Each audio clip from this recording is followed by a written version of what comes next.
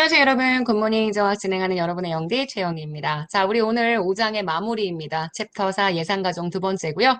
바로 16일차 복습 스터디입니다. 이렇게 또 보니까 금방금방 하죠? 자, 5장 볼까요? 자, 1번에 감사원에 대한 내용이 나와 있죠? 결산 검사 보고서 때문입니다. 감사원이 기재로부터 결산서를 받죠? 그러면 그 결산 검사를 해서 그 보고서를 5월 20일까지 기재부 장관에게 송부를 해야 합니다. 그래서 기재부 장관이 감사원에 결산서를 보내는 게 4월 10일 그리고 5월 20일까지이기 때문에 제가 대략 감사원이 한 40일 정도 들고 있을 거라고 얘기를 했었던 거 아마 기억하실 거예요. 정부는 이 결산 보고서를 5월 31일까지 국회에 제출을 하죠. 세계 잉여금은 결산상의 잉여금이죠. 세입, 세출 다 결산하고 나면 남는 돈이 생기고요.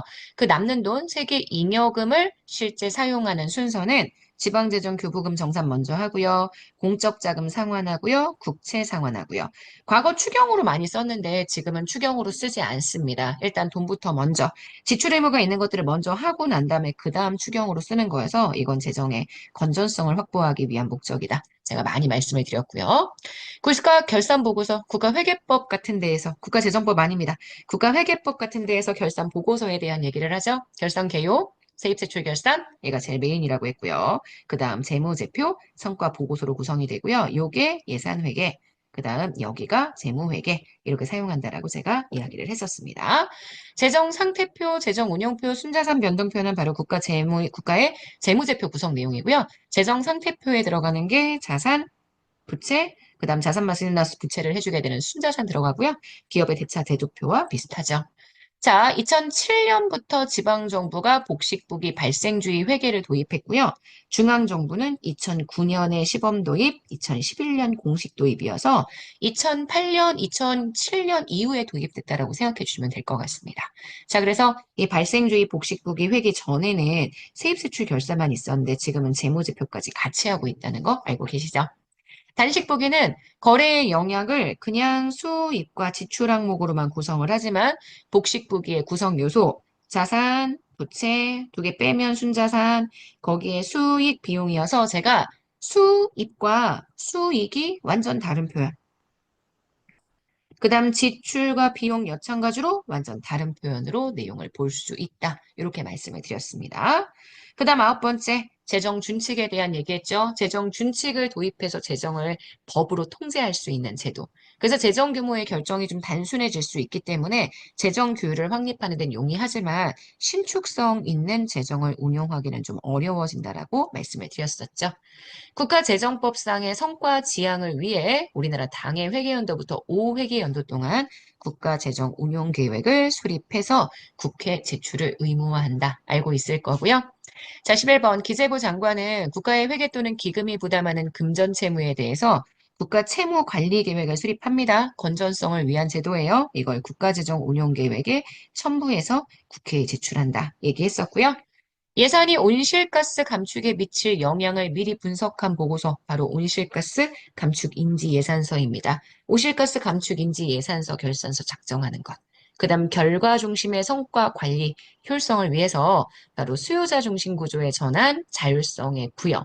그래서 각 부처에게 재정상의 자율성을 다 주고 그에 대한 성과 책임을 주게 만들죠. 성과 책임을 지게 하려면 뭔가를 써서 성과 이런 거야. 그리고 성과 이렇게 발생했어. 뭔가 이런 거 알려줘야 되지 않나? 그래서 성과 예산서와 성과 보고서를 바탕으로 예산을 진행하게 되고요. 이걸 프로그램 예산 제도와 연계시켜서 진행한다라는 것도 제가 말씀을 드렸습니다. 자, 기재부 장관이 그래서 이 성과 관리 제도 중에 성과 관리를 위해서 여러 가지 재정이 투입되는 사업에 대한 자율평가, 평가 제도를 한다고 했죠. 자율평가 대상 사업이 있는데 그 자율평가 대상 사업 중에 일부는 국가재정법 시행령에 따라서 심층평가를 실시할 수 있다. 이렇게 얘기했고요.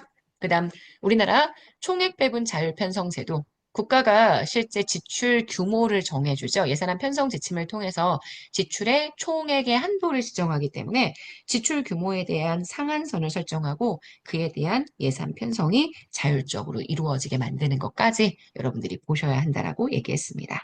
디지털 예산회계 시스템, 우리나라의 재정 개혁들을 뒷받침해 줄 수 있는 통합 정보 시스템이라고 말씀을 드렸었고요.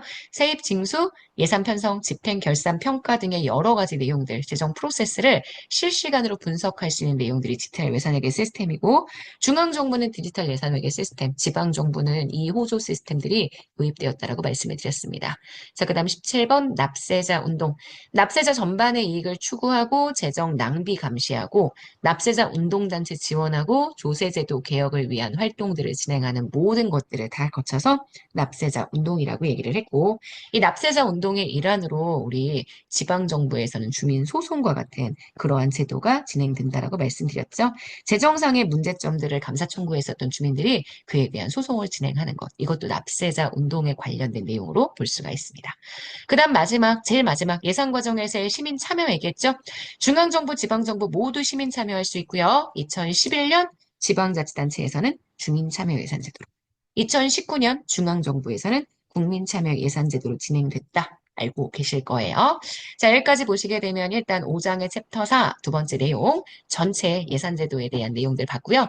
이 예산 과정에 대한 내용들에서 결산부터 시작해서 국가의 회계장부 작성하는 방법, 그리고 마지막 국가재정법상의 예산제도 개혁의 내용들이 무엇이는지 이런 것들을 좀 정리했다고 봐주시면 될 것 같습니다. 자, 그럼 문제 볼게요. 자, 총액배분 자율편성제도.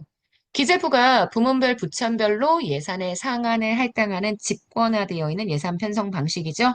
부처의 사업별 재원 배분에 대해서 보다 세밀한 관리와 통제의 필요성을 위해서 도입되었다. 사실 부처의 자율성을 주는 게 훨씬 큽니다. 물론 통제를 하죠. 근데 그는 성과에 대한 통제고요. 예산에 대한 관리는 알아서 할 수 있도록 만들어주기 위한 제도이기 때문에 지금 보시는 것처럼 세밀한 관리, 통제, 사업별 재원 배분은 부처의 자율성을 인정하는 방향으로 갔다라고 보셔야 합니다. 그래서 1번, 이게 틀린 선택입니다. 전략적인 기획과 분권 확대 이 두 가지를 예산 편성 방식에 도입하기 위해서 실시했고요.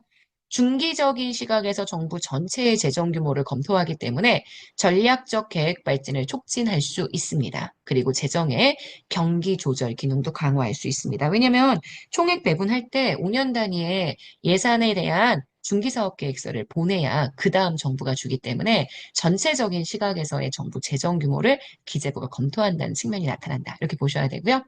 부처의 재량은 확대했습니다. 하지만 기재부가 여전히 사업별 예산의 통제 기능은 총액을 통해서 유지하고 있기 때문에 지금 보시는 이 4번 맞고요. 지금 보시는 이 표현하고요. 이 표현하고요. 다른 표현이라는 점도 꼭 기억을 해주셔야 합니다. 자, 2번입니다. 예산 배정에 관련된 내용이에요. 기획재정부 장관은 각 중앙관서의 장에게 분기별 예산 배정을 하죠. 예산 배정 이후에는 감사원에 통지해야 합니다. 맞고요.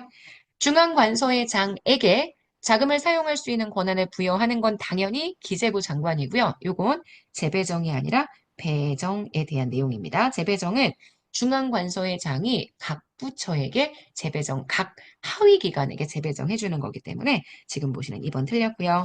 사고 2월은 사고, 집행 과정에서의 재해 등의 그런 불가피한 이유로 다음 연도로 2월된 경비를 말합니다. 계속비란 완성에 수년을 요하는 사업에 대해서 그 경비의 총액, 연도별 지출액을 정해서 미리 국회의 의결을 받은 범위 내에서 수년도에 걸쳐서 지출하는 경비입니다. 맞습니다. 그래서 옳지 않은 건 2번이 됩니다. 자, 3번입니다. 정부 회계의 기장 방식에 대한 설명으로 옳은 것. 발생주의 회계는 복식부기와 현금주의 회계는 단식부기와 연결이 되죠. 그래서 X입니다.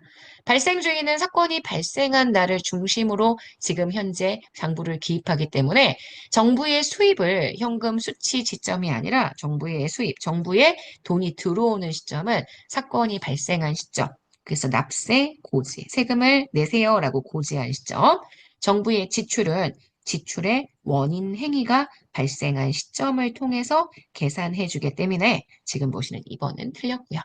복식보기는 하나의 거래를 대차평균 원리에 따라 차변과 대변에 이중적으로 기록하는 방식입니다. 맞습니다.